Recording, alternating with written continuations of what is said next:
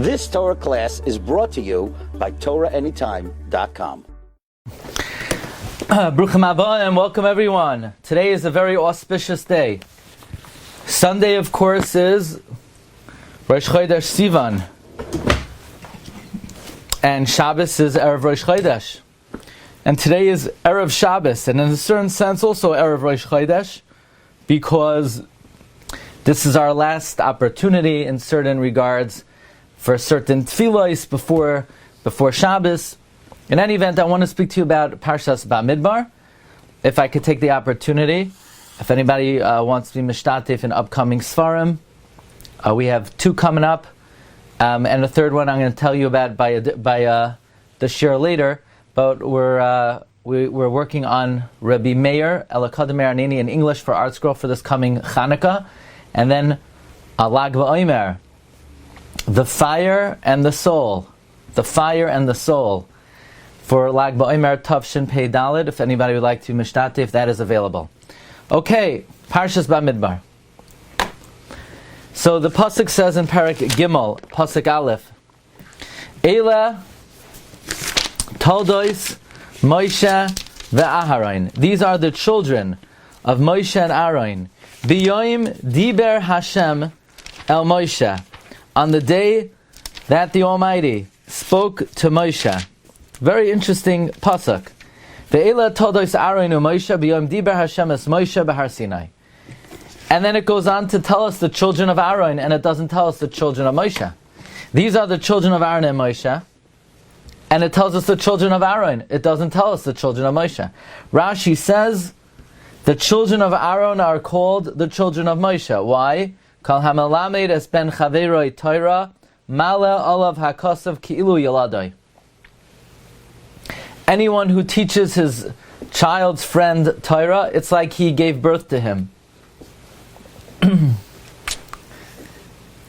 So, okay, that is a beautiful idea.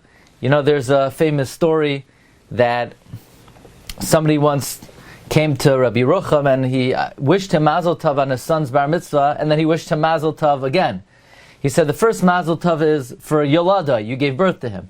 The second one is Ki'ilu Yolada, because you taught him Torah, so it's as if you gave birth to him. So you get a double Mazel Tov. Here's my question. If we're calling the children of Aaron the children of Moshe, because Moshe taught them Torah, then on what day did Moshe give birth to them? On the day that Moshe taught them Torah. But it doesn't say that. It says, Eila Toldois Aaron Moshe b'yoim diber Hashem es Moshe. On the day the Almighty spoke to Moshe. That's not when they became Moshe's children. They became Moshe's children when Moshe taught them, not when Hashem taught Moshe.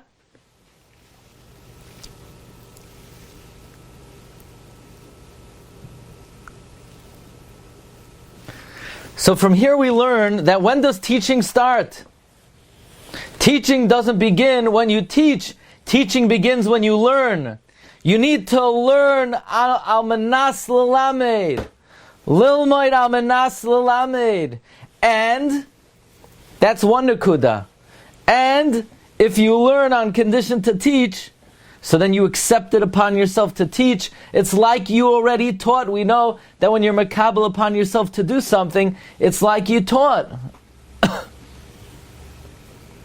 So, in that case, Moshe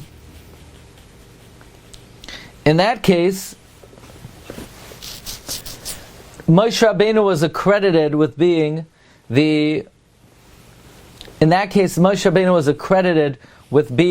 the teacher of the children of Aaron, not when he taught them, but much earlier, when he learned. Okay. Now this is very geschmack. We know that the Jewish people were counted from the age of 20 and up. Yeah? Not so the family of Levi. The family of Levi, they were counted from 30 days and up, right? Interesting. Why was Levi different? So Rashi brings, Amar Rabbi Yehuda Reb Shalom, that the Shevet of Levi was accustomed to be counted in utero as soon as they're born. like we find, Rashi says, that when the Torah lists the 70 nefashos of the Beis Yaakov, but if you count, you only have 69. Who is it? Who is the 70th? Yocheved, who is Noilad ben HaChoimos. So we see that Bnei Levi were already accustomed to being counted from 30 days.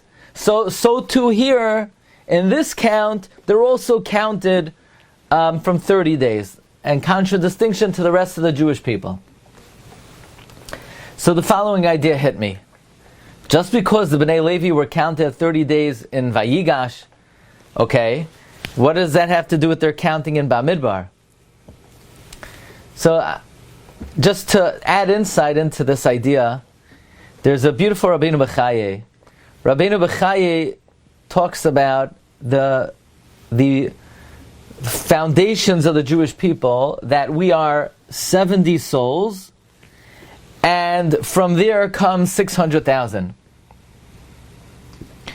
Which is explained as follows. The complete tally of the Jewish people is 600,000, but the roots, the Sharashim, are 70. So, if you ask, how many Jews are there? Are there 600,000 or are there 70? The answer is, there's a certain fundamental count of 600,000. There's a certain more basic count of 70. We once used that to explain, well, in some places Chazal say Shivim Panim LaTorah. There's 70 explanations in the Torah. Other places Chazal say there's 600,000 interpretations. The answers are both true. There's 60 basic interpretations, and there's 70 basic, and then they branch out further to 600,000. To 600,000. Now, likewise, then, we could say as follows. If when the 70 basic souls of the Jewish people were counted at 70,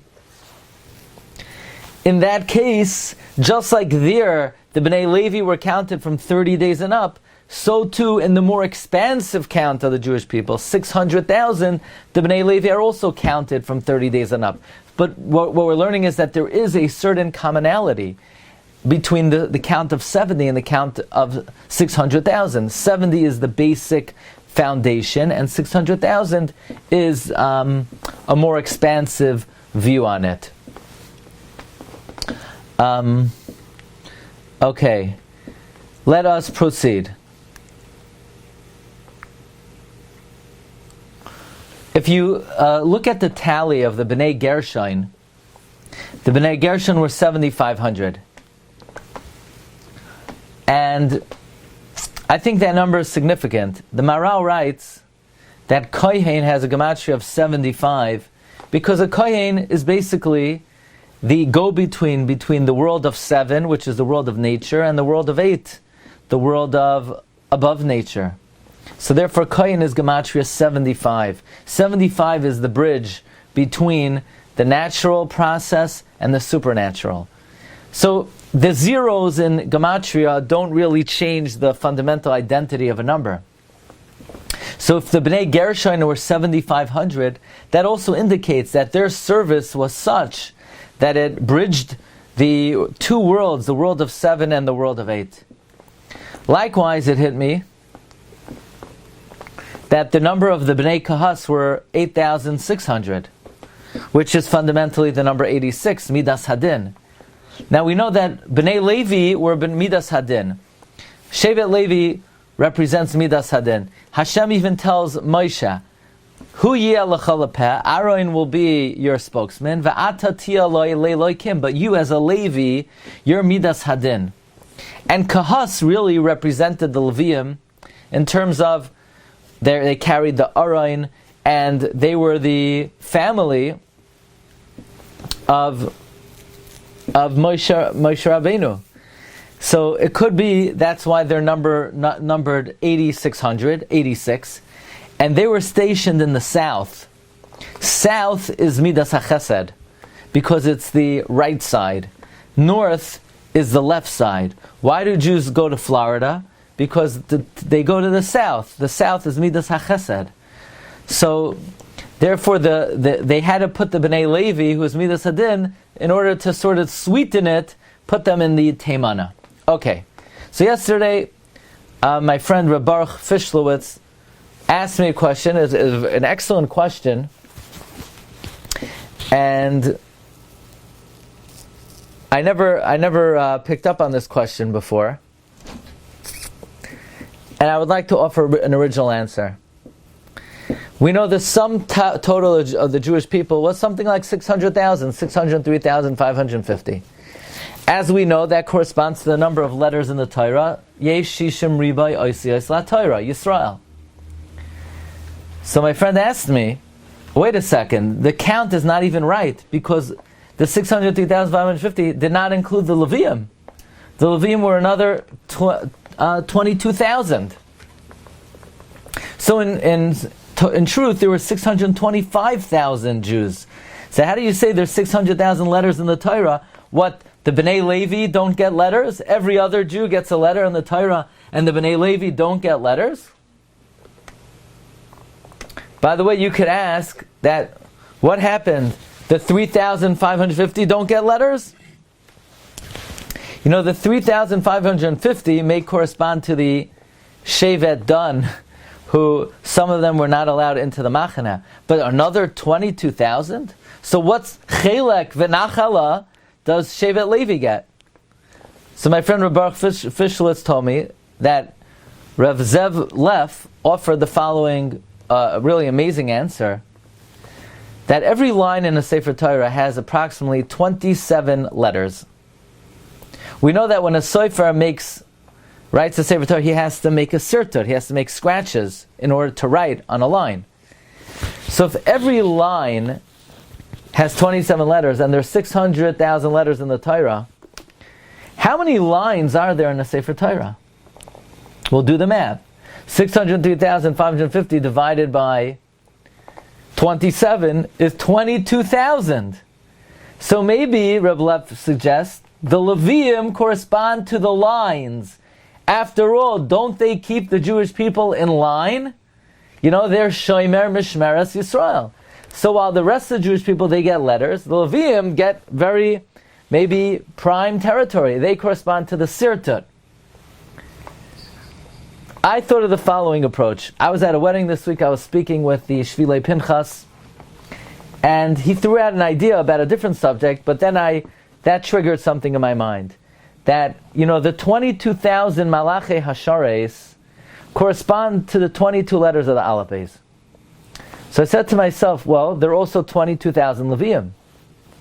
So we say as follows: the letters in the Sefer Torah, they correspond to the 600,000 Jews. But before a letter is written in the Sefer Torah, you need to have the entity of 22 letters. The 22 oisiyos of the Aleph Beis correspond to the 22,000 Levium. So they're the choicest of the Jewish people. They get the actual entity of the letter. Then when the letter is placed in the Sefer Torah, that corresponds to the 600,000 Jews. So you'll ask, okay, but that doesn't necessarily fit in because there are 22,000 Levium. But it's possible that every letter in the Aleph Beis has 1,000 dimensions to it. Case in point, the letter Aleph can mean 1. It could also be Elef, 1,000. So every letter has perhaps 1,000 dimensions, and each Levi was given a dimension of the letter itself. Okay, I want to share with you another idea.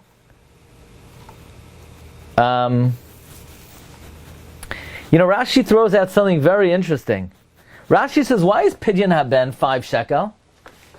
He says, we learned that from Mechiras Yosef. Mechiras Yosef, Yosef was the Bechor of Rachel, and Yosef was sold for 20 silver pieces, which is the equivalent of 5 shekel. So since Yosef was a Bechor, and he was sold for 5 shekel, so therefore, Pidyon Haben is 5 shekel.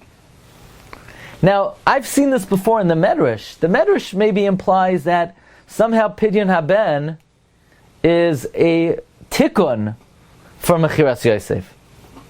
But the Lashon of Rashi, maybe you could say, that the sale of Yosef was in a certain sense a Pidyon Haben. Think about it this way. In Perek Gimel, Pasuk Mem Vav, we're talking about exchanging the 273 Bechayrim for the Leviyim.